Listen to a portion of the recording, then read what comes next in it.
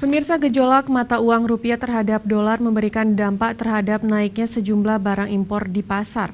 Kedatipun kekhawatiran para pedagang terhadap meroketnya barang impor sampai saat harga masih terkendali, namun yang menjadi persoalan lesunya permintaan barang membuat omset pedagang turun di pasar induk Lambaru Aceh Besar.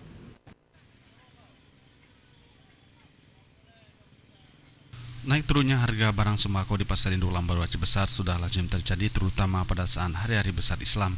Namun kali ini para pedagang khawatir meroketnya sejumlah barang impor seperti bawang putih, bawang packing, kacang kedelai dan beberapa mata barang sembako lainnya yang diimpor dari luar negeri.